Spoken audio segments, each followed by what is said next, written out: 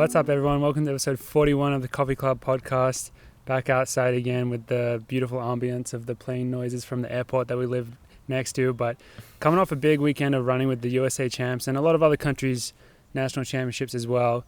It made for some very good watching. We had teammates racing, some highs, some lows, but overall just a great weekend for the sport. I think we can all agree on. So we're very excited to get into that. Before that, a quick merch update, because I think at one point I said I would do it every week and then it just went dark because we weren't hearing anything. But we do have samples of our merch. It's still top secret, but we're going to put together a little ad, then open up the pre-orders. That's still the plan. So it's coming at some point soon. I think we're going to try and make a pretty cool little ad thing. So we might wait a little bit, maybe after World Champs, to go like to a town and shoot in something. So we do have like the time to do that.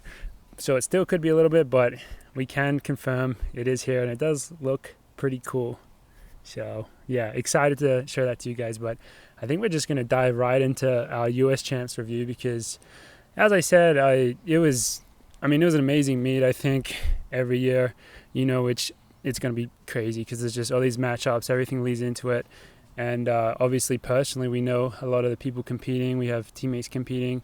And so we're going to run through a bunch of different races. We're going to kind of take turns on what are our main takeaways, hot takes, whatever you want to refer to it as, kind of the big storylines which intrigued us and which we think are just, I guess the most interesting things to talk about. So do you want to start off, Olli? Because we know that you have a lot to say about some certain races. Yeah, no, let's kick it off. Firstly, we'll start off because I think I'm going to have a lot to say about the men's 1500, but we'll start off with the women's. The comeback of Sinclair, I think that was a pretty cool race, the 1500 meter women. It was definitely a lot different. I think we're talking about it a lot.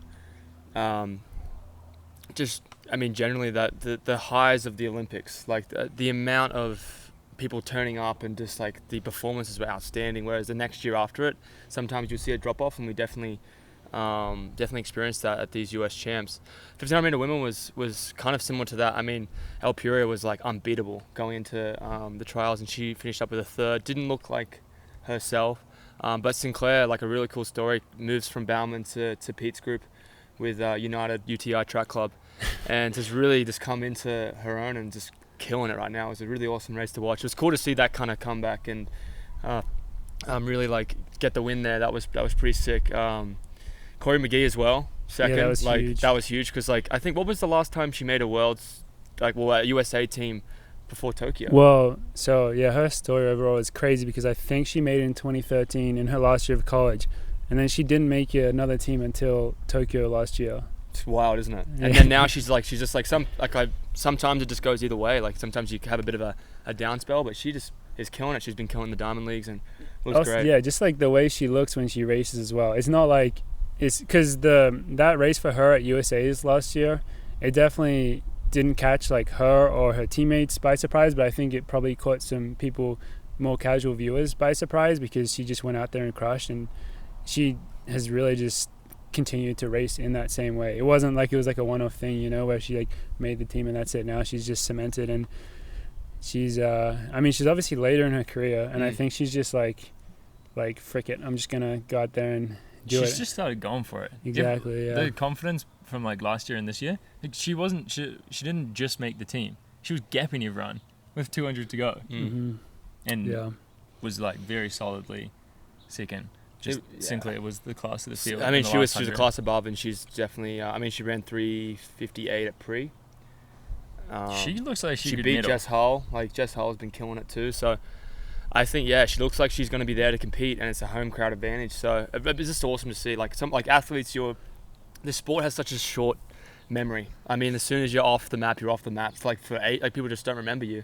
And I think she kind of dealt with a lot of adversity she was at Oklahoma, wasn't she? Yeah. Then going to Bauman. Bauman's obviously very much more of a 5K kind of 10K program. Jerry hasn't really had that much success with 1500 meter runners. And then she's going to Pete's group and really found her own, and it's pretty awesome to see. So that was my take on the 1500 and the women. Jerry, to be fair, Jerry has had a lot of success with certain 1500 meter runners. I mean, can you can't count? Can you count Central on that success though? No, I was counting a different athlete on the women's side. A 354 runner. A certain athlete, yeah. There is Yeah. But also Gabrielle was running well under him. Gabby as well. was, yeah. I do, yeah. And She came in to be honest, Josh Thompson made the team. It is He true. did as well. So, and he's a 1500 meter runner. So yeah, that I probably should take back that comment. But Yeah. not as much success as you would think. You would think if Sinclair went to Bauman, it's gonna be like Yeah, you Well, just know. Not as much success as his distance runners. that's Yeah, probably, it's- the way, it's that's just probably like- the way to put it. Yeah. With 1500 meter runners, obviously there's different types of 1500 meters. It's Yeah. not like there's different types of 5K, 10K runners. 1500 meter runners, there's different types, and clearly, I guess Sinclair wasn't the type for Jerry, but she is the type for the UTI track club. When did she make that move? Is this her first season with them? Yeah. I think she moved in the fall, like Okay. right after she, Had the injury. I guess, She was injured. did she run the trials last year? Honestly, I'm not sure. I don't think so. I think she was injured. I remember going to because we were at the track and she was with Pace Pirate. Shout out, Craig. He was there. They were doing some sort of work. She wasn't working out, but he was doing a workout, and she said, "Yeah, I'm dealing with a pretty bad injury." Oh, really? Yeah. It was a big call to make to leave that group. And Oh yeah. even with all that success, and say it's actually not working for me. Like I want to find a different training. And then setup. to come back and win like that is a testament to herself and her judgment. You know, she knew that wasn't Props. working out for her. And Yeah, and when we talk about the comeback, when she won into the Blaze in 2019 and took down Jess Hall, it was crazy. yeah, that was wild. So, yeah, Yeah. that's awesome to see. I feel like that leads into a similar situation. I don't know. Are we just really excited about people leaving Bauman and then making the team? we just love comeback stories. You know? We just like comeback stories. Equally- It's got nothing. There's no relevance. Equally, Emily Infeld Yeah. leaving Bauman, coming back, moving to Flag. It's probably the main reason she made the team. Yeah, I knew you were Classic going to say that. flag I knew you were going stuff. to talk about the flag, the flag. They should ban flag Yeah. So stuff. what do you think about that, George? With Did she not have a coach for a while and then joined? she was Who was coaching her in people between? There was rumors that she was going to join I think we started those Mike Smith rumors. Elite. I think I'm pretty I sure think we Joey started started. those rumors. I'm pretty sure I we think we started started those there. rumors. We heard Yeah. from our rumor mill, our source in Flig. I think she just went to Flagstaff and she knew she was going to find training partners there. I don't know if she was straight away knew she was going to be coached by Mr. John Green. There must have been a good 6 months where she wasn't with him though, and she wasn't with Jerry. Yeah. Or at least. Some- Maybe more.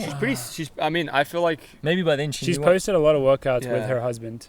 I will say that. Yeah. Maybe they were just self-coached for a Oh, little yeah, I'm bit. not she sure. might have been self-coached for a bit. I mean, she could handle it, I think. Yeah. Did she reckon she PR'd in the mile or something in the last mile? She ran 4:25. Yeah, she ran something crazy. But the into that 5K. crazy thing That is, was freaking sweet.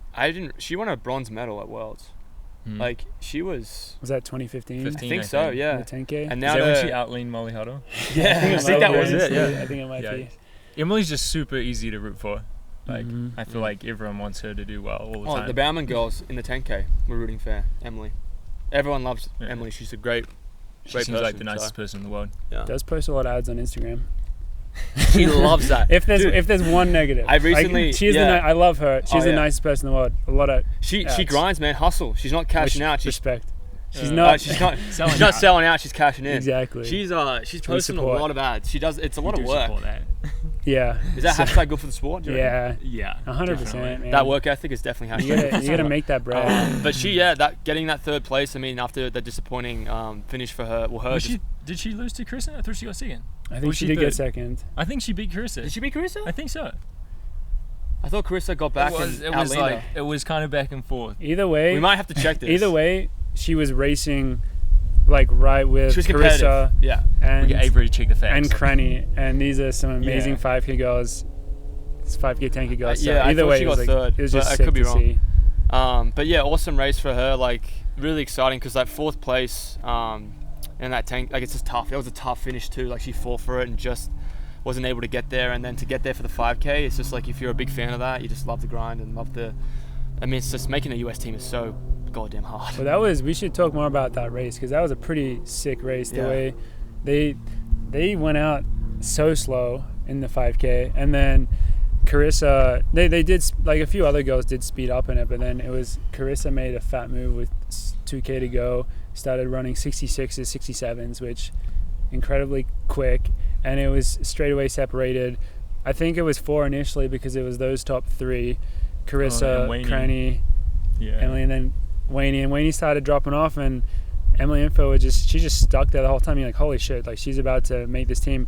And then in the last lap, it's like, holy shit, she's racing for the win right now. She came around the outside. I thought she was gonna win. Mhm. I actually thought she was gonna win. It was so she cool. looked great, and I was like, damn, this is gonna be crazy if she wins this. Yeah. But she fought well for that, and that's exciting to see. But I do also agree with what you guys said. It's a testament to how great of a person you are when you see how happy everyone around her was that she made that team. And I think I've already met her once, and I was cheering for her. Like, it's she's very easy to root for, and she's been great for USA distance running for the women. I think she's been awesome. So. Yeah, and especially, you know how tough it is, because her and Sinclair leaving Bauman are very different cases, where Sinclair decided after being a pro only for 2 years or whatever, she's like, this isn't the best for me, I want to move. Emily Infield, she's had a much longer career, and I have to imagine that if the last time you made the team was 2016 and it's 2022 and you're changing coaches, you're like, shit, like, I don't know if I can actually do this anymore. You know, I don't know. And she obviously dealt with a lot of big injuries as well. You're like, shit, like, this is a long road to come back. It's kind of a different situation. So to see someone stick it out and do that makes you feel good inside. Very good stories, and I personally wish that they were more covered. There were some good comeback stories. Yeah, if they had some good coverage of that, like the journeys that a lot of athletes have, I think it just makes people more invested in those athletes. Hey, that's why we're here. That's why we're here. Doing it right now. We're doing it right now. Someone who is on Bauman with not on our list, but Evan making the team again. Evan is actually freaking sweet. I mean, his emotion in that finish, you can just see it. Like, the amount of adversity he's faced. I mean, he's one of the best steeplers in the world, and very to come similar, back and it was. I mean, shout out to Hillary Ball, awesome win as well. Is that his first US title? No, third in a row. Yeah, I think. Third in a row. He's been pretty dominant since Evan. Since Evan, because he's also been, like, I haven't been following that, but I've been following, like, the Diamond Leagues. He's been really, like, up there and competing, and he's been awesome to watch in the Diamond Leagues too. But he came over and gave Evan a hug, and he knew how much it meant. Yeah, it meant a lot, and to be able to enjoy that emotion is what track's all about. That's what championships are all about, you know. Yeah, that shit was actually pretty emotional. Like, the way, especially, I think it was Kara on the mic and the commentating. She was like, yeah, like, these guys, it was Hillary, who came third? Bernard Kita. She was like, yeah, these guys literally were looking up to Evan. Like, he was the one that kind of paved the way. I mean, when his last year where he was healthy and racing, 2018, I don't know what he was ranked that year, but I think he was top 3. I think so too. He was literally... He was middling every year. He was on fire, and then to deal with those injuries, and he definitely set the bar in, like, American steeplechasing. He's probably the reason everyone else is pretty damn good. Yeah, the depth is so crazy now. We have a controversial take here. George, the haircut. Oh, yeah. The Evan Yeager haircut. What do we think? Because me and Morgan like it. I think he looks so good. I think the flop looks funny. I love a flop. Depending when the photo is taken, like, on the stride, because if you get the timing wrong, it'll just, like, flops down the side. Tell you what, he had a mane though. He had that long hair, man. He looks so good. Yeah, I liked it better when it was long. But the short hair, I like the style. He would race with it in a samurai bun, man bun type thing, wouldn't he? He would. He would have it up and I think bun and a headband. Yeah, he would actually. There was a lot going on. And glasses. Yeah. Or just glasses in man bun. He was just hot. Let's just leave it at that. But yeah, that was another sweet one. The first race I wanted to highlight. I'm realizing now that there is an amazing story within every single race, pretty much. But moving on to the women's steeple, because my ex-teammate, Emma Coburn, picked up her 10th US title. And I'm pretty sure that she's won every single time she's competed at it. I think she hasn't competed it's not 10 in a row, because there was maybe 1 or 2 years where she was injured and she didn't compete. But her first one was in 2011, and now we're here in a very different time for women's steepling, especially in the US here in 2022, and she's still winning. And there's a lot of context to this one as well, like a ton of context, because things were looking great going into Tokyo, and then she didn't have the race that she wanted. And one thing with Emma is that she's in the past struggled racing in heat, and that was probably one of the factors at Tokyo. And it was, I don't know how hot it was for her race, but it was between 85 and 9 degrees Fahrenheit. So, like, super hot. When it says 85 degrees, is that, like, just the general area temperature, or is that actually the temperature on the track? I was wondering that. Because it can be like 10 degrees hotter on the track. In Tokyo, was the temperature on the track. Okay. Whereas I don't know if it's the same. I bet it's like direct track temperature in the sun. That's why I to my brain, because of what I saw in Tokyo, that's what I thought it was. Yeah. It was the temperature on the track. Ritz was saying it actually felt pretty nice in there. Interesting. For whatever reason. Maybe just because it was still in the morning. Mm-hmm. Like it hadn't been hot all day, heating up everything around you. The sun wasn't as dominant. Yeah, Like, it was. But either way, I mean, a great race. And she did. I mean, Courtney, our new on athlete, Courtney Wayman. Do we call her a teammate? What do we call her? Associate. Business partner. Yeah, that's our new Acquaintance. Yeah. Courtney, Never met her. Yeah, never met her, but she's obviously been crushing it, coming off NCAA record and just crushing it. And she raced it great. I think she was leading for the beginning. Oh, she took it and she ran with it. Maybe? Yeah. What made me, obviously just with the steeple in general, what made me watch that race was how good Emma Coburn is at winning those type of races. She was dominant. She did not, like when she took that, like when she made that definitive move to get away. Yeah, I think it's like the race was done. It was a fat move. It was a victory lap after that for her. Well, apparently she had just saw the chiropractor that sees her. Ooh, apparently okay. she had like a bunch left in the tank, she said. Really? Yeah. It's like, I guess she knew that she had it secured. And whatever she's doing, it's working, because that was a very, very dominant performance. And against like Courtney Ferrick's Olympic silver medalist. Exactly. American record holder. It's like crazy. I think Emma, every time they've raced each other, Emma's got up. I was saying, I saw something Apart from the Olympics. after it that was like, would you rather have 10 US titles or an American record? Oh yeah, Courtney Ferrick has the American record. Yeah, Emma that's what I said. it. Yeah. What would you rather have? 10 US titles. 10 US titles every time. Every time. I mean, like the legacy that she I don't has. think Courtney Ferrick has one. And she mustn't, because Emma keeps winning them. But no, there's one year that Emma missed. Yeah, but that was But back I in think 2013. Yeah. I think that must have been before I don't- Ferrick's. Maybe before Ferrick's. I don't think Ferrick has won one yet. I mean, like, she's we talked about Aaron Yeager. His legacy was steeple in the men's, and then you got Emma Coburn in the women's. Two definitive athletes that have created such a crazy legacy for American steeplechase. It's pretty crazy to watch that and just not take that in, you know? Yeah, I mean, and Emma does have the profile behind it as well. She's probably one of the most famous distance runners in the world. She has silver medal at the Olympics and a gold medal at Worlds to go along with it. She's a world champion. She has a cookbook. She has a cookbook. She has had the American record. She owns half a boulder. She's like, whenever she does retire or whatever she chooses to do, she's going to be successful. It's going to be hard for people to ever match that type of legacy for sure. It's pretty crazy. So women's steeple, another amazing race. Yeah. But then the next one I think Olli wants to talk about is one that I think a lot of people have been talking about a lot, because it was pretty crazy, and that's all I'll say. Olli, you want to... Yeah, I don't know how you want to talk about it. Let's dive into the men's 1500. Now, Twitter was popping off. It always does with USA Championships or any type of running major meets. And there was obviously a lot of talk going in the 1500, and people are thinking, okay, the two guys, Cooper Teardrop, Hull Cocker, you know, they're the two guys that are going to be pretty hard to beat, pretty running well. They're going to be the ones that are going to be on the team. And then you have stuff that happens in championship racing. And Cole didn't make it through for the first round.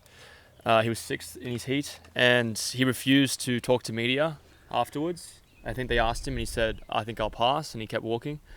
Now, a lot of people have opinions on this. And we had a big argument about this. Me and Morgan... I think it was, looking back on it, I think it was more miscommunication, because I think we actually do agree mostly. Yeah, Morgan and I had an argument. It was a big argument.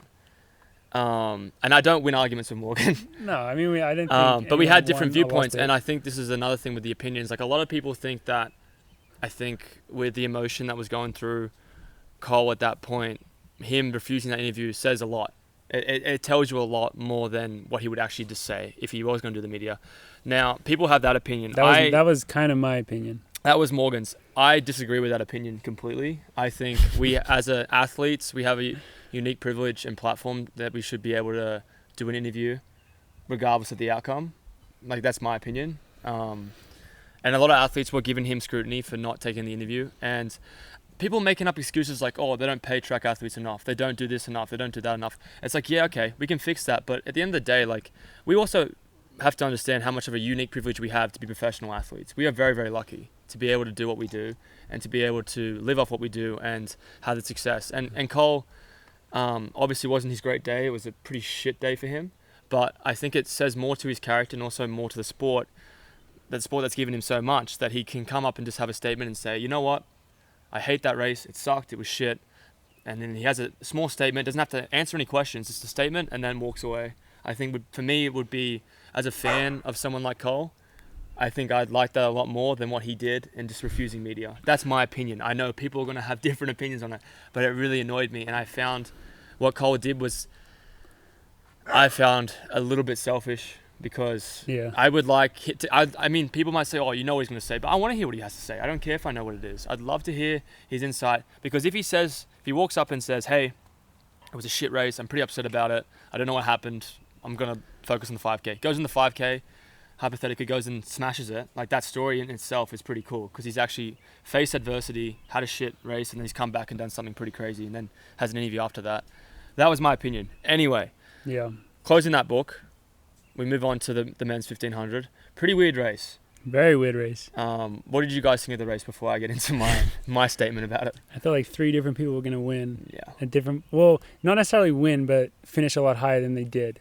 I thought on the last lap, a lot of people looked really good at certain points, and then they didn't finish in the top 3 when I thought they would. For example, I guess Eric Holt still finished 4th or 5th, but he was moving up on the outside, I think, with like 350 to go. And I was like, man, he looks like no one's going to beat him. But then I guess every slow race is like that. People just kept coming around on that last lap. So it was chaotic. Yeah, agreed. There were like a couple of people in there, like Sam and Johnny looked like they were in the best position with 100 to go. Prekel always gets in the best position, eh? He's always in good position. position. He's a great tactician. Yeah. He's always consistent too. 336 he runs like all the time too, like in like faster races, and I'm looking forward to him. If he just keeps doing that, surely he's going to make a team. Yeah, he's going to get there. He's made the World Indoor team, so he's made a team. But if he keeps doing that, he's going to hopefully get that luck on your side sometimes. I think if you saw a picture of 100 meters to go, you're picking Sam Prekel to make the team. He's just always in position. He was in the best position, just had to kick down, and then he finished 8th or something. 8th, I think. Yeah. It was crazy. What was I saying? Jonathan Davis' last 100 was 12.2. Yeah, something crazy like that. That's like 24-second 200 pace. So. Yeah, and it's weird for us because John Davies just graduated from Illinois, so he's a Big Ten guy.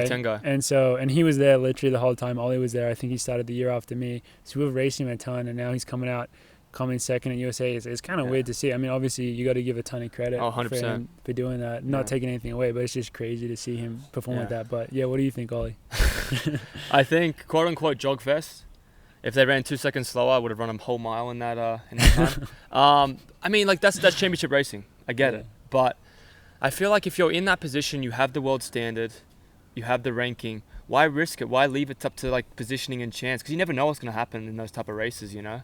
Who are you talking about right now? I mean, I'm talking about people like Gregoric. There was no front runners in that race. That was a thing. Yeah, but that's the thing. You can... Being a front runner is I get it. But sometimes if you take a race and you're like, screw it, I'm going to go, you'll be surprised that maybe you could actually hold off and get top 3. Because, I don't know, maybe that's just my perception of the 1500, because I think the way that was raced, it was just all up to a bit.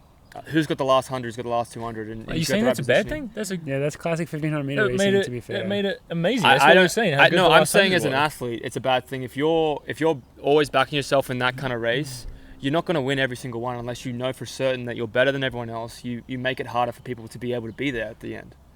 That's what I'm true. saying. No, I'm saying as an athlete, as a spectator, amazing. People love it. It's carnage. As a spectator, you love that because it's really exciting. You don't know what's going to happen. Like we just mentioned, so many people were looking like they're going to win that race.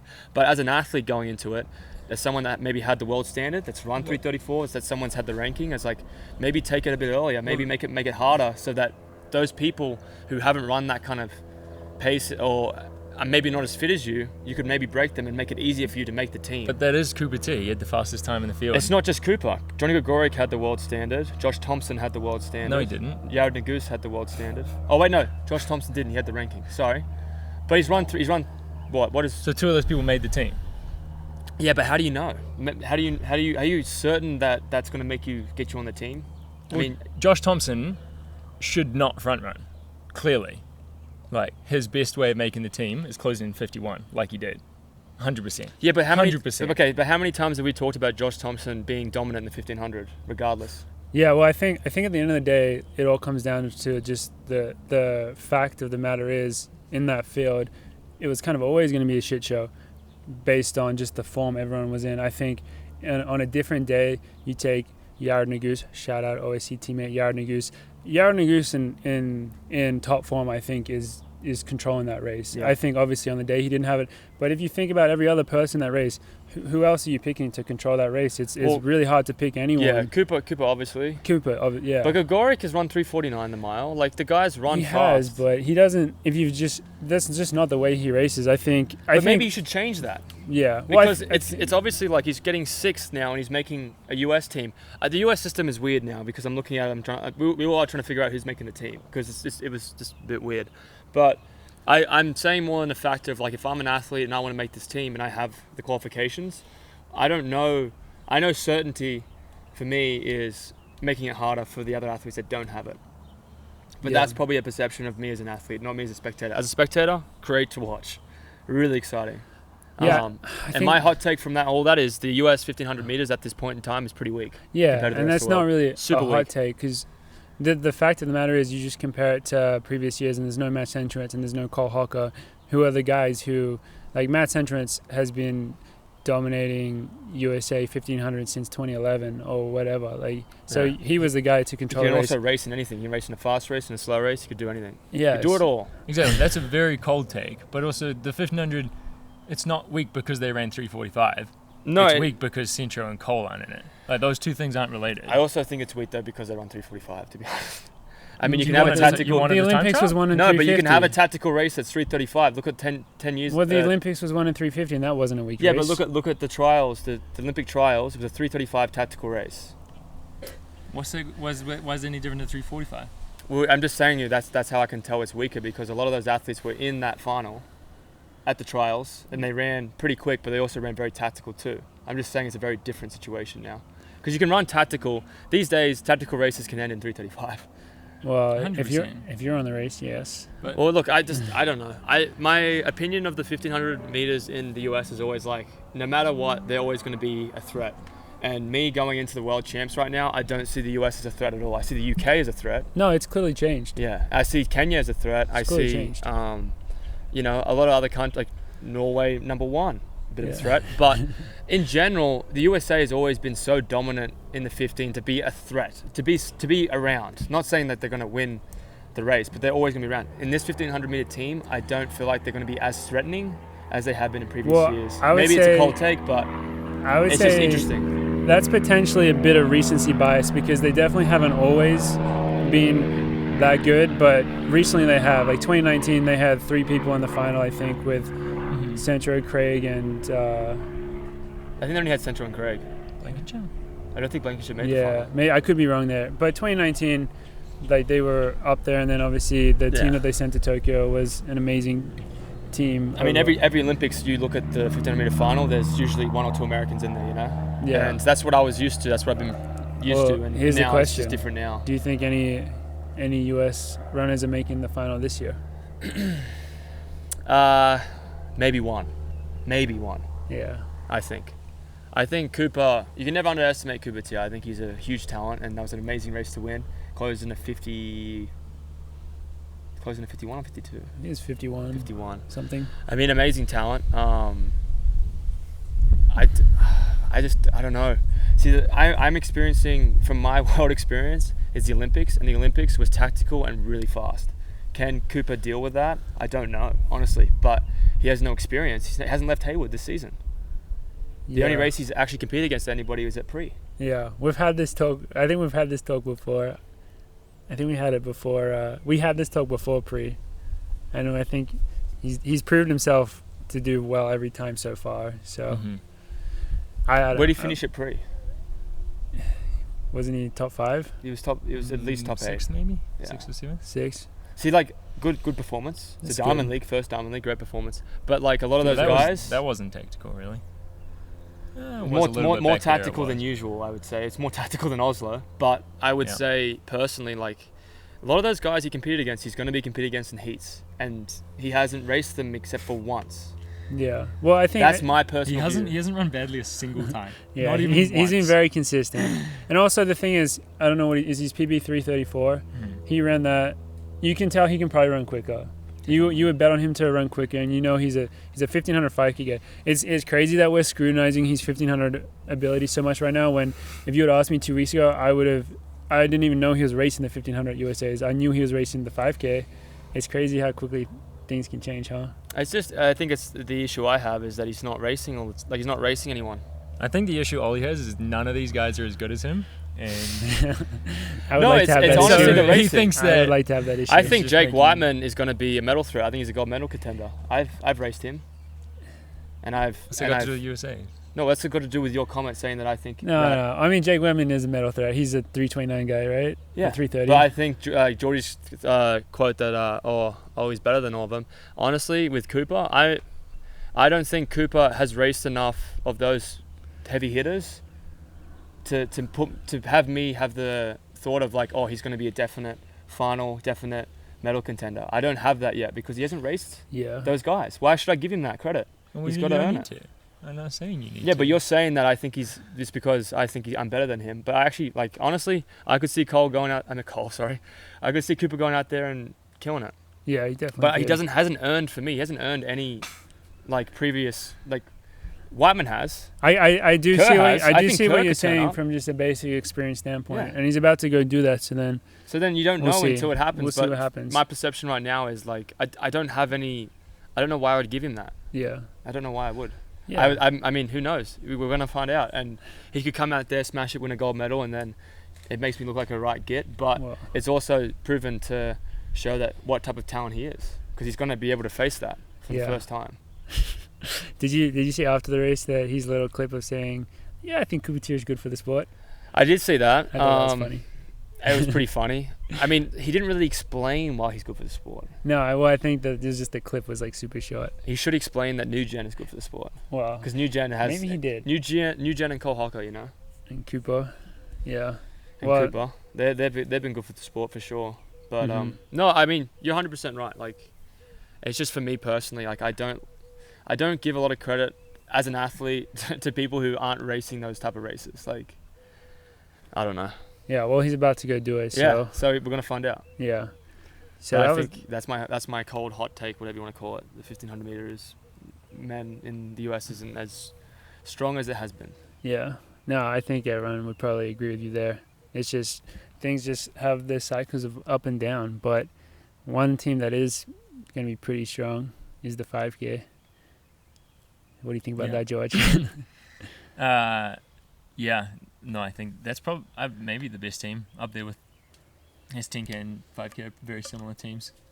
But yeah, they're getting very good at that event, especially if you're on Bauman. But third place, Abdi Hamid, incredible run. Yeah. Another Flagstaff product. Yeah, Mike George Smith. George keeps telling us how, wow, 3 NAU guys in the 5K. Yeah. Mike Smith Elite. It's pretty cool. I don't know. Abdi, it's like, I mean, we all knew Abdi was really good. Collegiate Yeah. record holder. Yeah. It was a good comeback from also coming third at NCAAs and third at USAs. Well, you mentioned pretty to good us a bit of return. a nugget of detail that he expressed after the race. I haven't seen anyone else post about this Yeah. either. I was from Gordon Mack. Oh, it was. Oh. Yeah. He said, well, so what was it? Abdi Hamid had food poisoning a few days before NCAAs. A few days before. Yeah. I just Whatever that means. Yeah, I just That's feel pretty like vague. I feel like you would have heard about that at the time. You would have also said it right in the post-race interview. Yeah. I don't know if Abdi would have. Well, Then why is I he feel saying like, it now? I feel like someone would have said it. Like, what do you get out He of might not have keeping said that a it. secret? Gordon might Oh, have figured Gordon it out might from just- someone else. Just heard it from someone else. Interesting. But I That's mean, I don't like that kind of comment. yeah. Ugh. I mean, oh well. That's He wouldn't have wanted to make up any excuses in NCAAs, so he just wouldn't have said anything. See, I mean, it respect might that. Might not have had any Yeah, effect. Dylan Jacobs isn't that good, actually. You know. No, but see, that is an interesting point because that's kind of what Cole was saying Yeah. in his Instagram, which maybe we should have mentioned this. Oh yeah. The thing with Cole is that it turned out that he's been injured for 2 weeks. He hasn't run, I think, in about 2 weeks. He's been cross-training due to an injury, and he didn't do the press stuff right after the race, but then a few days later he did an Instagram where he explained that, and he did start it off by saying, I hate making these post-bad race posts, which is kind of what we're saying about Abdi as well, where if you have a bad race, it's pretty hard to talk about it even if you have a very legitimate excuse, You don't want to look like you're making excuses. Yeah. You don't want to look like that sort of person. So Yeah, I forgot definitely. you skipped the injury part. Yeah, but it is a hard one. I mean, because like you do see a lot of those posts, and it's like, oh yeah, I raced bad because I was injured. You feel kind of weird saying that as an athlete. You do. Mm-hmm. However, I'm sure Abdi, you don't feel weird saying it in a press thing after it, and I'm sure Abdi was interviewed directly after the 10K.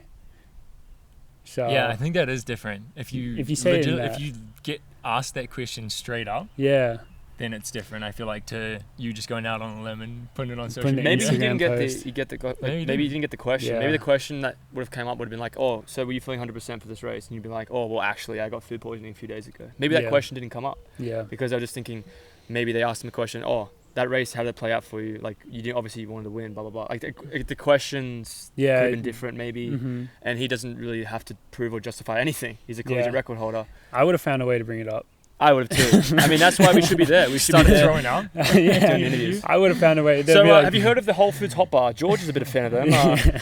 It's the food poisoning station. Yeah, I would have found a way to slide in there. Like, how was the last lap of that race? Yeah, I mean, it was pretty good. I just, had food poisoning a couple of days ago, and I think I just not on noticed the lap though. Not on the lap. noticed it on the last lap. You know, that's when it kind of came out. I would have found a way, but Yeah.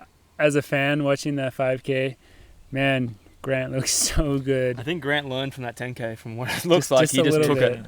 He just took Has it. it ever been paced like that before? That was No, weird. I that didn't know was if I so liked weird. that or not. Did you guys like that? Well, you didn't like the slow one either. What do you like? Well, I mean, I like He doesn't like the paced ones. He doesn't like the slow But the tactical thing ones. is, What do you want to see? the championship him. races. If you go for it from the front, I respect that. I But see what having you're two saying. people I drop see what out you're to saying. pace a race, I don't know if that's championship Yeah, quality. I'm messing with you. I know you're messing with me, but I'm thinking of more the terms of like I didn't know what was going on. It I don't think many definitely people was. did. It definitely Yeah. looked very intentional. Yeah, It obviously was. I don't think. So we didn't know if Hillary bore who exactly he was pacing Yeah, for, but we obviously knew who Jaeger was. obviously Aaron Jaeger was pacing Aaron for Grant, and then I mean I guess if you have to, it's a pretty unique position where you're good enough to get into a USA race, but then you don't care about that race to be able to don't pace care about it. the result. So it is a Hillary unique must have run one. a pretty good 5K indoors. Was Yeah. he in that Boston one? Yeah, I assume he don't was. know what time he ran, but I'm sure he ran like 13 O's or something. Yeah, it was Yeah. quick. So Yeah. he's really good. But Just assuming he was pacing for his brother Emmanuel, who I think does think he's better in a fast race, hmm even when it's hot. And shit, he got bloody close to making the team, so it almost worked. very sad And for then- Emmanuel. Yeah, and then Grant had the same idea. Yeah. I wonder if they knew. Like, did they realize?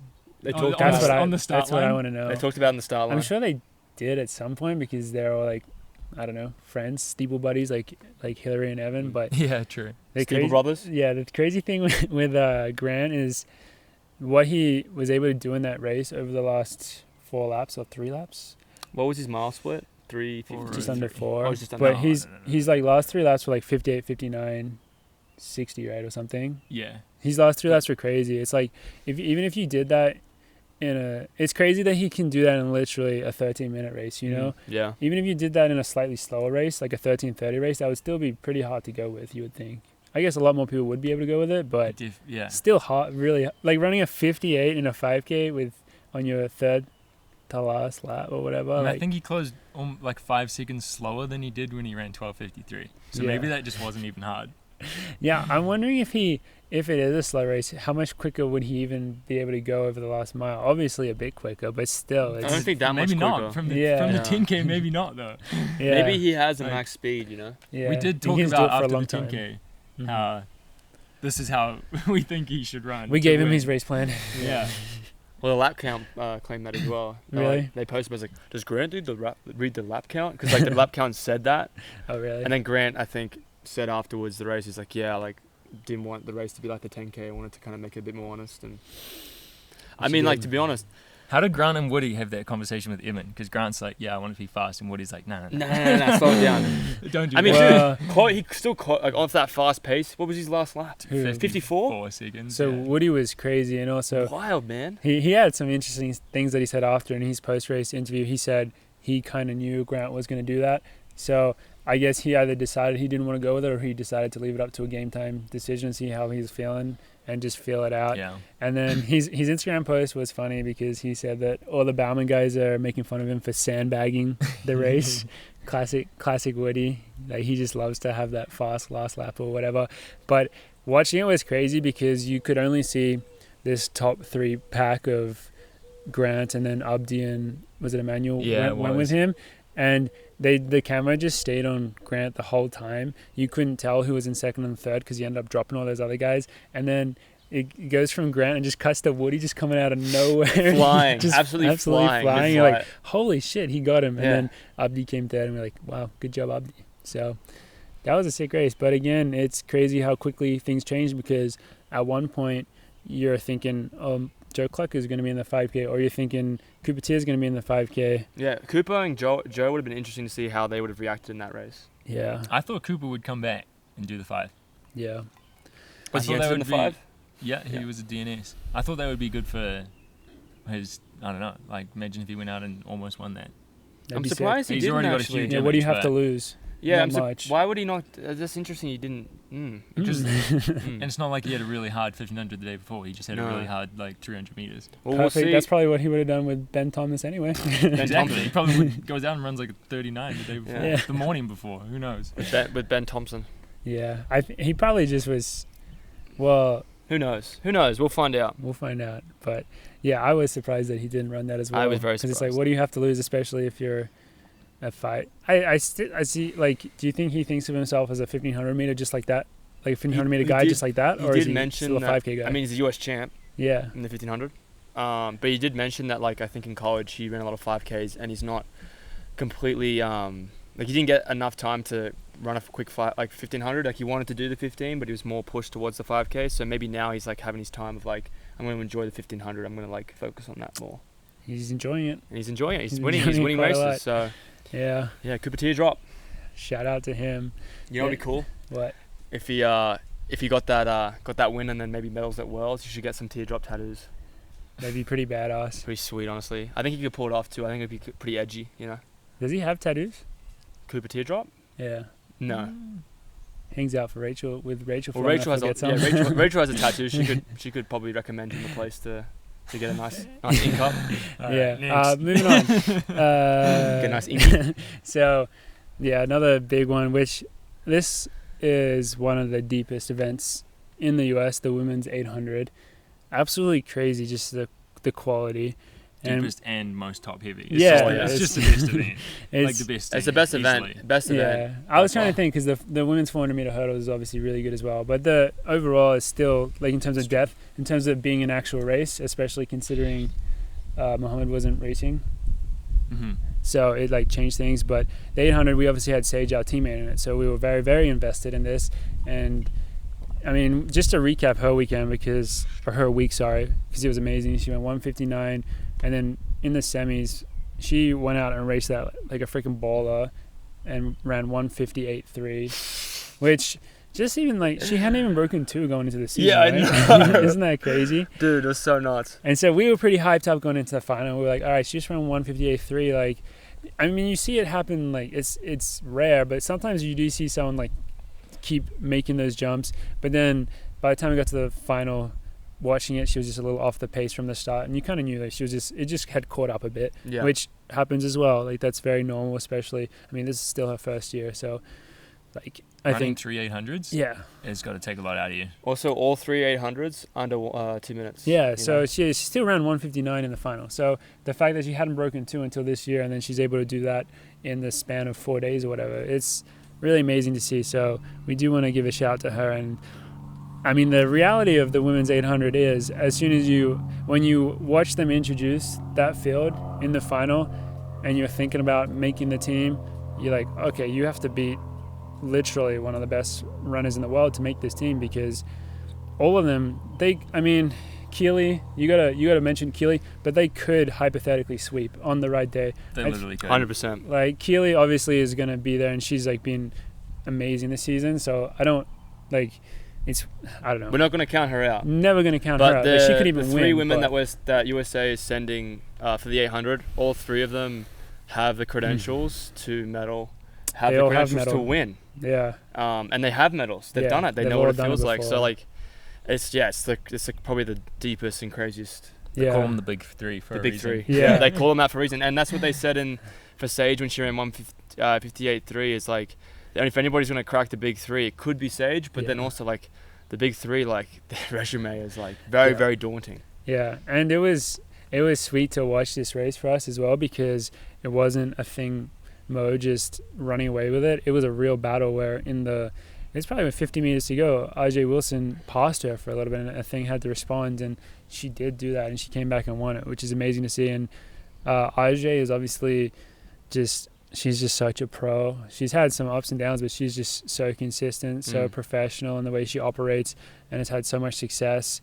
And was it in the semi, George, where she came from pretty far back in the race? I think in last with 300 to go. Yeah. And then won so easily. And she came through, and then literally after that race, she was like, yeah, I didn't actually mean to be at the back. I know in the final, I have to, if I want a chance at winning, I have to put myself further forwards. And then that's literally exactly what she did. Yeah. She went out right behind a thing, I think. I want to see someone get in front of a thing from the start. Not that I have anything against a thing winning. She's freaking amazing. Yeah. But I don't think she's lost a race since 2019 or something, they said.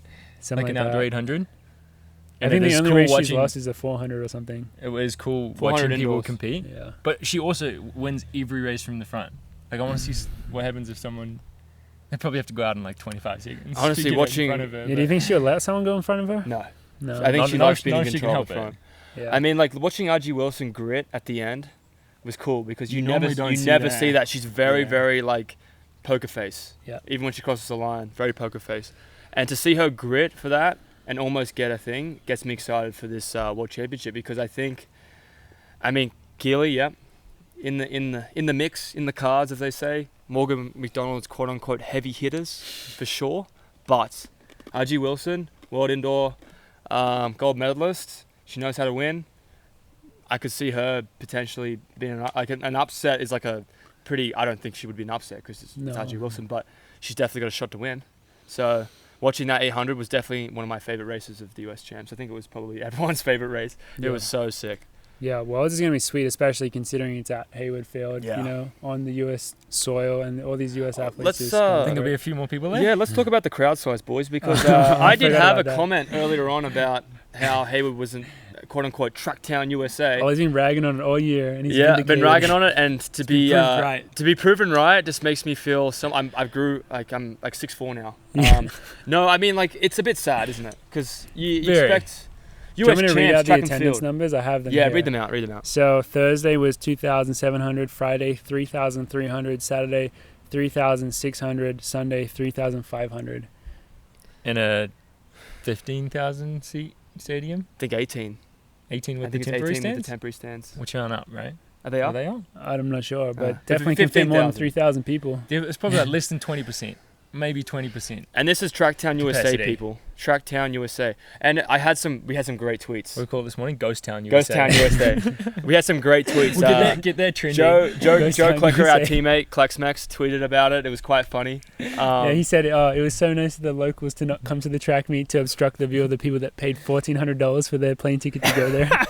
No Unreal. What was Noah Drotty's? I can't remember, but it was so nice to have an unobstructed view of this beautiful stadium. Of the Nike ticks or whatever. Yeah, it's such a nice stadium. It's so nice there's no one there. There was no one there to obstruct the view. There were some low-key meets though that would be going on to Hayward, the old Hayward Field, and there'd be 5,000, 6,000 people turning up. So it's not like, the stadium's just massive. It's not that. It's literally the issue of people getting there. It's paying people that getting there. price. The prices to get in, it's ridiculous. Ridiculous. Have gone up a lot. Yeah, and off from the community. Yeah, we do come back to the fact that World Champs is there this year, so maybe people that previously would have forked out some money to go to USA's are going to save it for that as well. But still, if you're a track fan, still USA Champs. Like, Worlds is there. Why wouldn't you want to go? Yeah. I think Riz did talk about when he lived there, and the locals were way more a part of the Hayward community. Like, Hayward had open hours every single day or something. They would have group runs from Hayward or something. Really? Like, and now it's kind of locked off. And now it's complete. Like, you can't get on the track at all. Well, Phil maybe- Knight is up in that tower looking down going, oh, shit. I wonder how much is linked to a kind of greater thing that we've kind of like skirted around. We haven't really talked about it too directly on the pod, but just the fact that Oregon Track Club doesn't really exist in the same way as it once did. Like that used to be a big thing, and it was all surrounded around obviously Eugene when you had Vin Lanana coaching there, and you had like Weeding and a lot of these other athletes on there who, yeah, they would probably do a lot of community stuff. And That's then, OTC Elite though, but isn't OTC Yeah. still big? Like I don't the know. recreational OTC? well, I think that's still big. I was referring to OCC Yeah. Elite. See, I mean, Sorry. how many OTC athletes made the team? Yeah, it's zero. But So, Yeah. like, they've just, I mean, yeah. Yeah, it's just changed. yeah, I'm just wondering if that would be part of it. They're just like less involved in the community. Yeah. Or something. But I don't know, just speculating. But yeah, Ollie, very vindicated. Like, Very vindicated. But, I mean, I actually kind of I feel bad about it because I love the sport and I wanted to succeed. But then watching what they did in Oslo, freaking 15, 17,000 people. packed stadium. Like, Lots of noise. Must have been pretty quiet in there. it was super Yeah, deep. before when they introduced, it was kind of sad. Like they introduced Devin Allen, and the commentator was like, "Listen how the crowd reacts to this." And then they said his name, and it was just like nothing happened. There's no one there. Devin Allen is like, a He's an Oregon superstar. No one legend. there. Oregon They legend. say that World Champs is sold out though, haven't they? They have said that. But, I mean, there could be resale and stuff like that. Like, he just bought all the tickets. Yeah, imagine if it's actually. I would feel bad for, I think, American track fans, because if you are an American track fan, you think like this country got great track history. You have world championships for the first time, and then world champs comes along and the stadiums aren't even filled. You'll probably be very disappointed. Yeah. You'll be very disappointed. I'd love to hear the attendance at BAA the same day, also Saturday morning. The Boston 10K. Like the streets there. Mm-hmm. I bet it was freaking packed. I'm It sure probably was, They yeah. love it. They love it. there. Eugene's going to be so crazy for Worlds because I'm sure this is like there's so many people that are going, but I don't even think they're bothered buying tickets because they're like tickets are too expensive. So I know so many people are going to be in Just the going to town. tailgate. Yeah, just going to tailgate, going to the Butter Boys tailgate or whatever's happening and just having a good time, but not even bothering going to the meets because it's like, why would I spend all this extra money when I can just be like, I can just enjoy other stuff. I can just watch it. You can next literally just door. watch on the TV, Yeah. get a good view of it, and then when the athletes come out from, You go party. with go them. party with them at the duck. Yeah. What Easy. more do you Well, need? you save $100. Oh, the goat. The quote-unquote goat. Sounds like a great time. Sounds like a great time. You'll see me there. That's what I hope to be doing. Yeah. But yeah, I mean the only distance race that we haven't covered, I believe, is the men's 800, right? Mhm. And that was an interesting one. I mean, I can't even remember. I guess Brandon Miller took it out. Brandon. Oh, did you guys know that Brandon Miller and I think Mo are dating? Power couple, baby. I've Power recently found couple. that out. I saw a video which was quite funny. It just shows you how tall a thing is. Because She's so Miller tall. comes over and they give a hug and she's just like literally bending down like this, grabbing him. Like it was very cute, very Yeah. cute. It was hashtag good for the sport. Yeah. Now the 800 men, Clayton Yeah. Murphy. Yeah. I think he was Fourth. Yeah, it's fourth. So he misses out on the team, and this is a guy that's a medalist at the Olympic. Like another guy that you thought probably get a spot on the team. His Won posts USA's last on year. Instagram I really liked because I Mhm. think he was very, very upfront with it and very, very honest and was very supportive of like the guys that they're sending, and that was cool to see from a guy that's probably he's been in the event for a while, he's medaled in it, and he's we won the trials last year. To say that was pretty cool. But Bryce Hoppel, The grasshopper. the grasshopper, killing it. Very happy to see big fan him of the get a pod. win. Yeah. Lovely he? guy. Is he? I think Bryce Are is, we yeah. a fan of? I thought Well, the pod was a Sorry, big the fan pod's of a him. big fan of him. I don't know if he's actually a we're fan not of the going to pod. assume that. We shouldn't assume that, but I'd love to assume that he's a fan of the pod. Yeah, But we're he's an big awesome Bryce guy. Hoppel fans. He's Yeah. he's a cool dude. Great win for him. I think that's his first US title. I feel like maybe he's won indoors. He won indoors. I'm not sure. Maybe First First outdoor outdoors. title. I think so. I bet it is.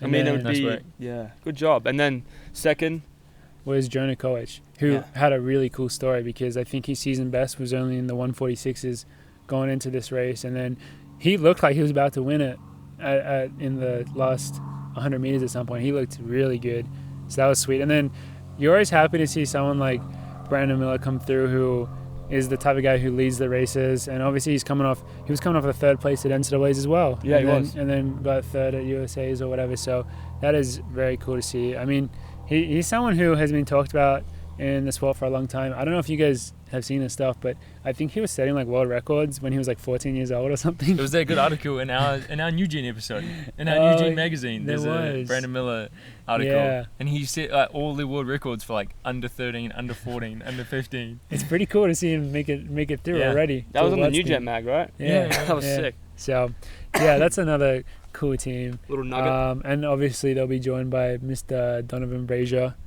Donovan, he looked quite good in the heat. Did he? I actually didn't watch that one. I watched it. He looked quite good. That's good. I was. The ends always justify the means. Yeah. Is that what he said? That's what he said in his post. And you know what? Like, he has the right. He has the right to not have 100%. To run it. You know, and get ready for Worlds. And it'd be interesting to see how he goes because he hasn't done that much racing this season. So, I mean, that's another thing with, the argument with Cooper not leaving Hayward is like, Donovan has raced at that level. So if he feels confident with where he is, then it'll be interesting to see how he goes at Worlds. I did find it interesting to see so many people take advantage of taking the bye or whatever you want to call it at the bye at USA's. That's a good name for it. Yeah, that's what they call it. They call it the bye. Yeah, you have because Holloway took it too, right? For the Holloway hurdles. did. Christian Coleman did. Yeah. I think this is maybe the first year I've ever seen this be a thing. I don't remember people not racing USA's before. Do you reckon we pay attention to American track that much before this? Yeah. I don't know. Well, maybe they only more recently introduced a wildcard thing. No, it's definitely been around. Maybe they just have more people that have by the wildcards this year. I think the US just did so well in Doha. Yeah, they did. They did kill it in Doha. They have like 1 million wildcards. Yeah. / all their Diamond League champs. It's crazy. So that was weird to see people just like make the final and then just not race it like Grant Holloway. Wait, how do you feel about that? Because I feel like if Grant's not going to turn up and takes a place from somebody else, give that person the spot. What do you mean? It doesn't take it away from someone. No, it does because it's an empty lane. It's an empty lane. Oh, you mean in the final? Yeah. I agree with that 100%. Because like that guy could secure a bag. You never know. It is weird to have an empty lane in the final, right in the middle. Imagine you are one out. This is your first US champs. You're young and you're one out, and Grant Holloway's like, "Nah, I'm not running it, but I'm gonna leave the lane free." That is weird. They don't feel it. Dude, put him in. That is really weird. Put him in. Send him in. Put him in there. Like, that's that bullshit, is annoying. Man. Actually, I would be pretty annoyed if I was the one. Coleman as well. I think it's the same for the 100. Like, if you know that you're not gonna run the final, tell them and say, put the next fastest person in. I agree. It's not fair. Because that way, 100%. There's just an opportunity missed for another athlete that could have the race of their life, the rest of their day. Yeah. That's hashtag not good for the sport. Yeah. Fix it. Anyway, you wouldn't do that after you win Worlds this year. You won't be doing that. Yeah, I'm taking the wild card. I'm not turning up. Yeah. He's gonna make the Australian heats and then just not turn up. With the 15, would there be one less person? Yeah, I'm sure they would. Yeah, I'm sure it'd be every event. Well, I'm gonna turn up. Olli Mark my words. Olli will be there at Australian champs next year. So that was USA's. A lot of really cool stuff happening as per usual. I mean, yeah, it's a massive year having Worlds here in Eugene, so it makes sense for all this hype and all that. But yeah, very cool. Shout out to our teammates again, Sage, Grey One, and Yared. We haven't actually talked to Yared yet. From an outside view, it looks like you've obviously seen that things have been a little bit inconsistent this year, and I think like that just makes it harder when you go through heats and then you have finals and stuff. And that's kind of our interpretation of it. Maybe we're just making that up. Maybe there's some other stuff. But he'll actually be here training with us in like 1 week from now. The goose will be loose in Longmont. So we look forward to that. We'll definitely try to get him on the show when we can. But another new teammate that we have to highlight is Mario. Vamos, indeed. You guys might have missed this one because the Spanish champs were happening at the same time as USA's. And he won the 1500. He's the, I don't know how to say it in Spanish, campeón. I might be saying that I don't know wrong. how to say it either. If you haven't seen it, you should go watch it on YouTube. It's a really good race. Sick race. He's the Spanish 1500 team is one of the best teams out there right now in terms of just how the talent at the top. And so he's beating, how many of them made the final? Did all three of them make the final last year? Yeah. Mo made the 5K final, but the other two made the 1500 final. But he did run 329 as well. But he also ran 329. He beat Mokatir, 328 guy. He beat Adele. Is Adele 330 or 329? I think 330 flat. 330 flat. Yeah, what was Fontes he? is 333. 332? Fontes 333. Olympic finalist. Olympic finalist. He beat all three of them. And it was like a real fought hard race. It was a sick race to watch. Yeah. And I'm just going to say it. We We knew that was coming. No, but I mean, congrats to Mario. It was awesome. So sick to watch. And like to be able to come off, obviously disappointing result for him, NCAAs. Come and go home to the Spanish championships and win that race is a pretty cool thing to do. So. And what was Mo Couture expecting after cutting all his hair off? I mean. Wait, he cut his hair off? Yeah, he got short hair. Oh, okay, that's why he didn't win. The hair's gone. Dude, the funny thing, you guys I'll show it to you. If you go on Mario's Instagram post, it's him with his arms outstretched winning epic picture. And Mo Couture's coming second. Did Mo come second or third? Second behind him, and he has the biggest smile on his face. Did he really? Yeah, it's really wholesome. I don't know who he was smiling at. I did see another photo of Mo winning another race, which I assume was the 5K. Yeah. To Adele. Mm-hmm. Does that mean he's doubling? I'm guessing. He seems like the type of guy that would. Yeah, double. he'll probably do the 15. Not that important, but he still ended up winning that race. Yeah. So. Anyway. That's how Spanish champs take. So we'll mention Carmela. I think she was pretty happy with her race. She came fourth.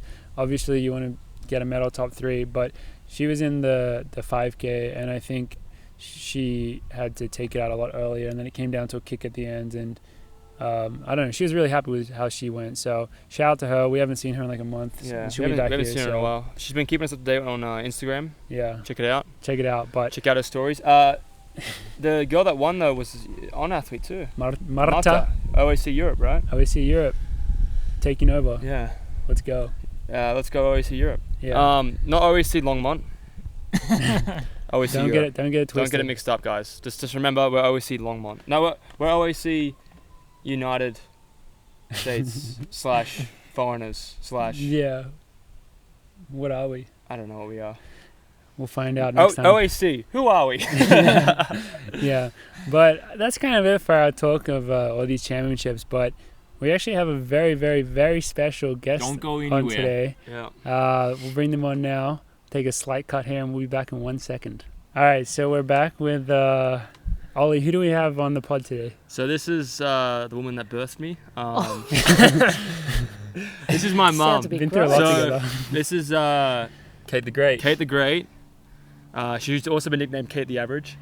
No, we don't say that. No, we always say Kate the Great. We say Kate the Greatest. But this is my mum. So she's come to visit from Sydney, Australia. It's been hard with COVID and stuff like that. A lot of our parents, being foreigners, aren't able to come over here and kind of see what the lives that we live and what we're doing over here. So mum's coming over to make sure that I'm behaving myself and living the life. Make sure that you're eating your greens. All 3 of you eating are my living greens, the life. Eating my greens. Make sure You I do my haven't stuff. eaten any greens, really. But yeah, my mum and my dad were very important in my journey to get here. And I mean, yeah, my mum is a private girls teacher at Danebank School. Been doing that for how long? A long time. Long time. Just in case someone's watching. I'm And not saying how long I've been there for. was a pretty good athlete in her own right. Was a water polo player, netballer, swimmer. Very big in the swimming community, our family. So, yeah, Mum, thanks for coming on. She's come on Thank to you. Thanks, embarrass guys. Olli. Congratulations on a fun podcast. I think you've got a few followers now. Well, we hear we have got some followers from your own workplace. Unfortunately, yes. As long as you don't swear. Yeah. No swearing. The swearing. The parents don't like the parents swearing. don't like the swearing. No. But, okay, we're definitely just going to try to expose Olli today. Sounds good. Come on. I don't know. I kind of want to... We've definitely have some good embarrassing stories from college onwards, but I'm sure there's plenty more that came well before that. What are kind of any stories that you have of him, particularly related to sports, or I guess just anything? I mean, has he always been addicted to Mountain Dew? Yes. Pretty much. Soft drink, anything sugar. He's pretty bad at that. Yeah. The soda Very addiction started bad. early. Fruit Loops. Yeah. Oh, do you have Fruit Loops here? You probably don't. Yeah, we do, yeah. Which is a sugar. Cocoa Pops. I had to stop all of that. Because I'd buy a box and it'd be gone in 2 days. Did you have Nutrigrain? Yeah. Yeah, but that didn't have chocolate in it, Jordan. Not enough sugar? No, not enough sugar. And the Cocoa Pops give you chocolate milk with it.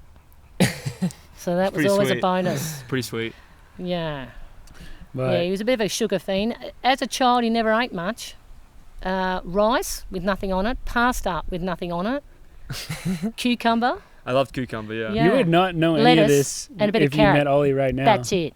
I know. I don't know how my children even competed. They hardly ate anything. Yeah. It was bizarre. Sounds like a lot of carbs. It was carbonara. Yeah. plain Oh, pasta and sugar. chicken nuggets. They like the Chicken chicken nuggets, nuggets. Oh, Yeah. that's still going. that's Don't still chicken going. nuggets, really. That's still It's probably going. never going away. That's, Oh, is it? that's increased. Yeah. I thought chicken wings have replaced chicken nuggets. Oh, B-dubs. Shout out B-dubs. Yeah. That's what they call them here, but Oh. that's what they Just call them chicken here to sell them for more money. Oh, I see. But they're actually just nuggets. Oh, are they? Oh. Well, Yeah. so talk about. I guess I got to help with the embarrassing stories. I guess. So I went to an all-girls school first, didn't I? Yeah, you went to Danebank in the prep. Yep. One of, I think, 4 boys. Yeah. I'm an all-boy from a private girls' school. Yeah, one of 4 boys. That's He was actually- Wait, at the whole school, Yeah, because they don't have. Because they don't have boys in the senior school. and they're only 4. So they had them in the preps, which are 4-year-olds. 3 So or 4-year-olds. what ages were you when you went to this girls' school? I was 4. He was 4. And how many years did you go there for? One. year. Oh, just one. But I'm an old boy still. Yeah. Yeah, he didn't want to do any of Well, you're an that old colouring in stuff or writing his name. He spent most of the time on the tricycles. Yeah, I tricycles? love The little the tricycles, yeah, they go really fast around the tennis court. Lift a couple of wheels up, remember that? Yeah, I remember I used to fall off quite a bit. But I also used to win awards. Remember the award I got for hockey, and it was Olivia Hoare? Olivia Hoare, yeah, oh, that was terrible. Is that what I they still got called that you? medal. Because I was at an all-girls school. Did they just pretend Yeah. you were a girl? Did they like give you makeup lessons Well, and no, stuff? there was Thomas as well, and they were both in the what they call Minky, which is mini hockey. And at the end of the season, they have a like each kid gets a medal. Tom got Tom, you got Olivia. We still got it. Yeah, I still have Still that. got it. It's my first medal. It Hell was his yeah. very first medal. Yeah. He didn't do much in Minky, really. No, I just got smacked in the face with the racket. Yeah, yeah, you ran up and down a bit, Mm. but it was long grass actually, like your lawn here, so it was very hard to play as a 4-year-old. But it was fun, and you had those shin guards for about 4 years. That's Oh, right. that was bad. Yeah. When he played soccer, he said, "My legs are really hurting, Mum," and he knew shin pads, and I went, "No, you don't. They're fine." Anyway, we took them off him, and it actually cut into his calf because they were too small. Oh, That no. was my fault. Oops.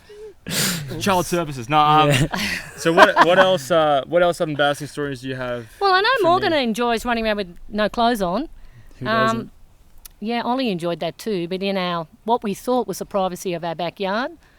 So they used to do a little run around in the nudie around the clothesline 3 times. Yeah. Before we went to And bed.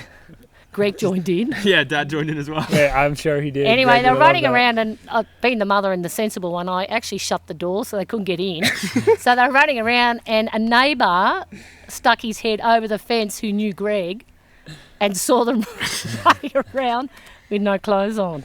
How old were we? and Like you had- 8 or 9? Oh, you were. Yeah, but Greg was an adult. Yeah, I know. Dad was like 35 or 40 or something. Well, I don't think his brain had developed. His then, brain had still hasn't developed. No. Wait, did you lock them out, Kate? it? Yeah, it'd been funny. And when I saw the Yeah. neighbour pop the head up, I went, "Oh my gosh!" And I opened up the door. And the problem was that Greg actually saw that person on the Monday, and she actually was coming towards him, and she veered to the right. They never actually To really avoid spoke to those each other strange again. neighbours. Never I spoke was to each other pretty again. bad, yeah. Really? That's hilarious because we did that to Hazel freshman one year at camp. We made the freshmen Yeah, we did. do a naked lab and then we locked them out of the room where their clothes were. So you were hazing him since a young age. I was hazing my own children Yeah, and husband. I love to Not hear good. that. Not good. It was kind of like a cliched one, but did you think that he was going to be better at running or swimming? Because as you said, you come from a big swimming background, and Ollie was an amazing swimmer as well as a runner. Yeah, We're see, still he did pushing a for him lot to do of, the triathlon. He did a lot of more cross country. He never did track until No, Trinity, 16, really. 16, I think, yeah. And he was pretty good across country, but he loved the surf. And I think we built up in the swimming because of the surf. So we did a heap of stuff like boards and surf swims and things like that. You're actually a pretty good surf swimmer, but that must have been your endurance. I think the best I did at Nationals was 4th. His stroke wasn't as good as Chris, Yeah. but he really enjoyed that. And then he went to Trinity and got into the track. And I think you tried one more year of surf and then you said, that's it. Yeah. I can't believe how well actually all of you have done. It's just amazing. I never thought you'd be in the Olympics as quick as you were. Yeah. Yeah, so No, that was I one thing think that I think Morgan and I it's crazy. experienced as like our parents. For a lot of people like that probably don't know, like our situation was our parents probably didn't see us for like the lead up to the Olympics No. and then getting selected. So when Morgan and I got selected, we had to kind of FaceTime call our parents, and usually in a situation like that, you know, you can embrace and celebrate, and we didn't really get that. So I know for you personally, particularly being so involved in sport, it was quite tough, and I know Morgan's parents too being so involved. Well, it was in tough. We running. couldn't go. Yeah. I think that was worse, that we Yeah. couldn't go Yeah. to the Olympics and be with you guys. I think that support's really important for athletes. Yeah. And it was something that you've been to one Olympics. Oh, You Sydney. went to water Sydney polo when he was 2000. 3. Yeah. Yeah. I was there as well. Yeah. Maybe we were there together. We were there together. Yeah. Morgan and I, mini versions of us were just walking around. Didn't even know that we were going to start off coffee club. You wore your favourite outfit. My favourite outfit. Caught the train, I think, and a bus. And a bus. Yeah, and we went and watched the water polo. Yeah. But that was disappointing. I think that was very disappointing that we couldn't go and watch. I think that Well, would have been amazing. Just gotta go make another one. Yeah, you got to Another make 2 or both 3. of you, all of you, Yeah. because we That's can be the the goal. extended family in the stands with our Yeah. flags. How did you feel when your little baby boy went off to college? Well, I was a bit worried because You can say it. he's a bit sensitive, I had a girlfriend at the time too. and It was I'm quite not gonna bad, go into like that. distance-wise. But I wasn't probably in a great place going to college. Probably not. No, because we stopped at Dallas, remember, and we sat down Yeah. waiting for the Wisconsin flight, and Oliver decided he wasn't going to go. Yeah. And I said, "We're here. You're going." I actually did have it. Yeah. We had that. I That had this, was my decision ridiculous. was I didn't want to go anymore, and I wanted to go home. Mm. And I was 18, 19. I was pretty old for Oh, freshman. 18 and a bit, yeah. But that was like I was really not keen to go. But was not I'd a been great on the start. visit, and I was really, and Morgan was there, so that was really helpful. Well, I think But what my I was mum would really say. confident that he was okay there. Yeah, my mum would say the fact that she got to meet Mick Byrne and Gavin. Mick and Gavin was fabulous. Yeah. Yeah, he I think he nurtured you a bit. Yeah, he helped me out quite a bit, and Mick. He did send me an email saying that they were going to kick you out if you didn't get your act together. That Yeah. was scary. Yeah. But Did that happen? Yeah, I got a phone call Yeah. from Gavin sophomore year. I remember. No, Sorry, the no, it end was of end of freshman year. I got a call from Gavin Kennedy, and at this point, my schooling was pretty bad. The grades. And the grades were bad, and I also wasn't running very well, and I was on a full scholarship. And Gavin called me up, and he said, "You either want to be here or you don't. Make up your mind right now. Like, do you want to be here? Do you want to actually give this a shot, or do you want to go home?" Which we And knew I- you could do. That and was I the whole said, silly I thing. want to be here. He said, Yeah. "Right, well, you've told me that. We're going to work on it. We're going to get you there." And Mick had the same kind of call and response. And the big change for my kind of progression was Mick was letting me do the Festival of Miles, which you and Olin did, and that was a big step in the direction for me because I ran sub 4, yeah. and that was when I caught In up the Mick. dark on the far side. Remember that race? Yeah, it was. Morgan It was won You pretty couldn't see dark any. out I there. know you couldn't see any of the runners, It was pretty dark out there. It was kind of cool. and then you see all them running across. I love that. You can't do that in Australia, where they run across the other side and watch the runners, and then run back. Yeah, the fans. Oh, It's very cool that's atmosphere. crazy. Yeah. Yeah. So for me, like that was a big turning point, and then it kind of college kind of fixed it. Not fixed itself, but I definitely started to. I think you became more better. motivated. You Yeah. weren't as distracted. You were pretty distracted, just generally. I don't think you get your head together. A bit No. like your father in that way. Scrambled egg head. As you guys know, I do say a lot of. And the nicknames. Where do the nicknames come from? Because you make a lot of nicknames for your students, do you? Oh yeah, I've got Hursty. Oh yeah, I've got quite a few. Riles. Yeah. I don't know. They just come. That's What Dad. was Ollie growing up? Sackhead. You were saying no. You Silver were Child? Silver Child? Silver Child. Because Chris was Was the it after Chris Golden? Chris nominated himself as the golden was the golden child. child. It's a smart move by Chris to It give is. himself that He was name. always ahead of Ollie. He always got in just before Ollie. He actually bullied Ollie for a long time. Isn't he younger? Yeah. He's bigger than he's me big, though. though. He's a big guy, yeah. Big Yeah. Chris O. Like he could, like Chris O was extremely strong too. Very very strong. strong person. So he'd be able to pin me down. And I couldn't like Easy. Get up. Yeah. Easy. He pinned down Dad too. Honestly, Yep. he's very strong, Chris. He reminds you of Dash from The Incredibles. Yeah, right? Dash and the Incredibles. Yeah. That's Chris. That's Really? Chris O. Yeah. But just some other. What is it like for? Because I mean, a lot of our listeners are American. So what is it like as an Australian coming to watch your son or watch athletes come here compete in the NCAA and in professional? Oh, the compared to NCAA. Australia. The NCAA was amazing. I don't think I've never been to an athletics meet with that many people. It was crazy, and it was like being at one of our NRL games in terms Yeah, of the rugby league. For people who are listening. support and the yelling and all of that. That was incredible. And I was on the other side because I didn't have for some reason I didn't get a good ticket. I just had to go and find my seat. And the thing was, you can't move. Once you sit there, if you move, you lose your seat, right? So I had to just sit there and wait. So if you need to go to the bathroom or anything, forget it. Because they just take your seat. Really? And when Ollie won, I was in shock because I was on the yeah. other side of the track, and where I was sitting on the angle, I couldn't quite see. And I think I just saw you go past, and I went, "Oh my God, he won!" And they're all Americans around me, and they go, "Is that your son?" And I said, "Yeah." And they said, "Where are you from?" "Australia." And then when you did the lap around, they pushed me all down the front. That was There was a pretty good cool. photo of because this is the context for people. This is my NCAA title I won in Hayward, the old Hayward field. That was the last year they ran it there. Mum surprised me. I didn't think you were coming, Yeah. and Mum surprised me, came and visited, and I actually stayed in the won that race. worst motel ever, and I've been traumatised ever Yeah. since from that. That was the one. It was terrible. Yeah, that was pretty bad. Nick said, "I'll come and pick you up in the lobby." Yeah. There was no lobby. It was just these doors, like you just walk straight out in the car park. It was one of those real old ones. Motel 6. It was super scary, and there was a big bump in my room. I thought it was a dead person under it. Like I kept trying to avoid it.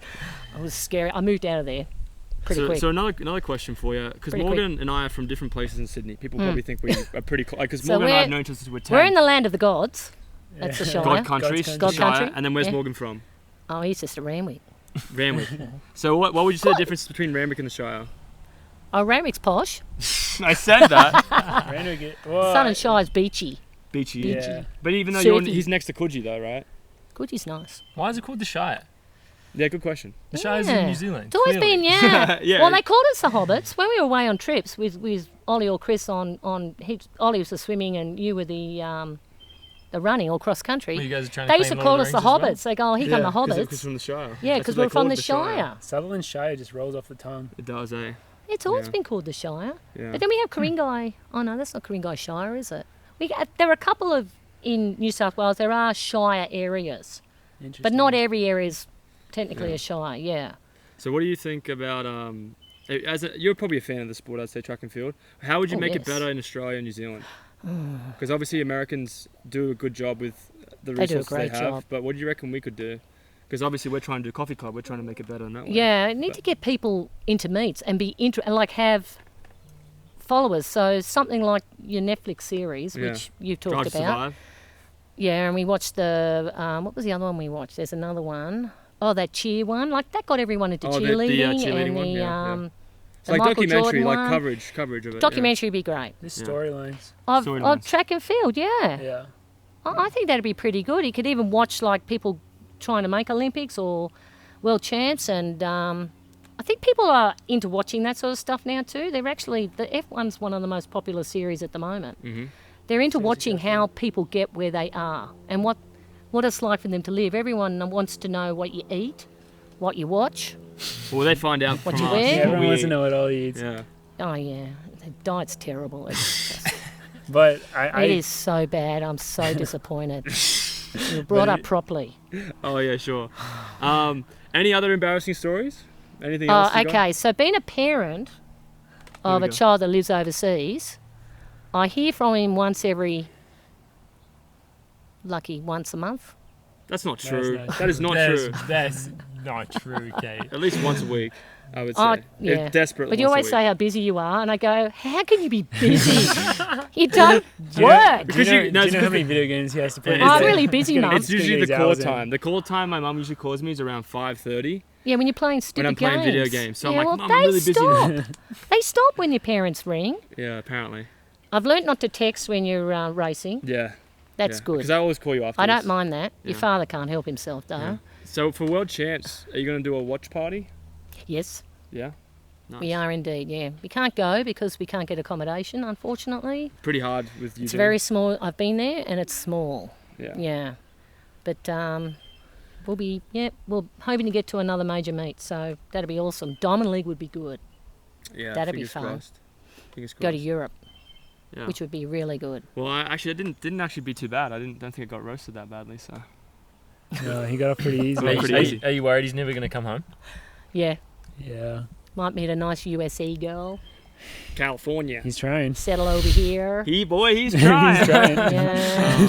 Professional. I'm Yeah. going to become my main It goal. is hard. My main goal is to become a professional house husband. That's a good goal. You Good are girl. so lazy. You'd make a good one though. Make a good one. Yeah, he would. Oh, he's got to learn to wash the towels a bit more often. He's getting caught out. Make your bed. You help to make your bed. Yeah, yeah. That's what house husbands Hey, do. I'm I 25. I don't need to make my bed. No, So I don't true. believe in making beds. You got that from me. Your father makes the bed every morning. Oh, can you give us some embarrassing talks about Dad? Because Dad's a big running fan too. Why don't Oh, we he talk loves it. He's obsessed. Yeah, He wants to be here yeah, running. yeah. He actually wanted to ask if he could get a job with On. I said, you're not doing that. I said, what are you going to do? Yeah. He hasn't got any qualifications. No, No. except that he loves running. Yeah. That's a good qualification. Yeah, yeah. It works It's for some. important. Works for some. It's important. Well, No, he'd love to do what you're doing. I think he's jealous. He had a stint in Monaco, so Yeah. He lives in he Monaco for enjoyed a that, while. except he injured himself, yeah. He did enjoy that, so it's kind of nice. But it's hard being so far away from him. I think your parents would agree in terms of celebrating with you, yeah. you know, and Because I mean. or when things happen, you know, you just yeah. want to be there. And Well, Geordie, you and your family quite close. So how's that been? Because I've never really asked you that. With your parents being far away, do you reckon it's like been? Are they excited? Because they're coming in soon. They're going to be Simon coming in. I feel like it's the same for all of us. Yeah. Similar distance away. Like we always. It's pretty far away, honestly. We We're kind on the of other side of been the back for world. Christmas a couple of times, but yeah, Morgan's yeah, parents coming in next week. Mine it's the a week long after. way. Yeah, did you hear that? Morgan's mum's coming in next week. Oh, Or good. maybe couple weeks. Yeah, a Yeah, couple and weeks. then Geordie's parents are coming in as well. Oh, good. So it's all Yeah. it's all staggered. It's all Yeah. it's all good. all Yeah, good. we're all. I know everyone's dying to travel. As soon as COVID was done, bang. It's so good. Yeah. Get back to normal. Get back to all the meets with lots of spectators. I Unless think we'll it's be at really Hayward good for Field. all the sports. Do you want to Just quickly, a few spectators. before we leave, do you want to shout out to the Dane Bank girls that are listening to this right now? Girls, note there was no swearing. We don't swear. I actually don't And you think we shouldn't be watching swore at this. all because I We didn't think swear at all. because Kate was sitting over there. I think we You didn't didn't swear. swear. I didn't- think I we was swore on my best one Right behaviour. time. influence. But I was on my best behaviour. You might get people mightn't agree with that. Your followers. yeah, we've gone too soft. We're going But, too soft. no, yeah. we all enjoy the podcast. It's good fun. I listen to it on the way to school. Thank you. But any final words of wisdom for us, Kate? Eat some more vegetables. Okay. Although George cooks up a good veg tray in the oven, better than mine. I was most impressed. All right, so we're doing good, I guess. Yeah, we're doing good with the veggies then. Yeah. George has got seal, it. seal of approval from Kate. And cut down the soft drink dolly. Well, I'm drinking That's fine. sparkling water. Yeah, water's good. What is good? Can't Water's do. good. He's allergic to tap water. Well, apparently so. Yeah, I am.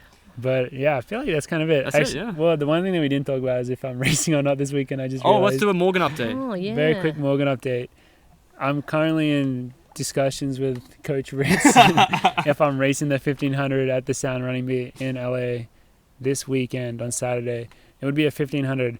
Right now, I'm going to say 65% I am racing. So if I do end up racing, come out. We'll give you some Coffee Club stickers and stuff. But yeah, training's been going well for me. So I'm very excited to get back into the racing. That's kind of it, I guess. Mhm. Yeah. Yeah. Hopefully I'll be and there. And good luck with it because you've been really patient. Exactly. I think it's, yeah. I'm it's excited. it's going to be for so Morgs. exciting. Yeah. Yeah.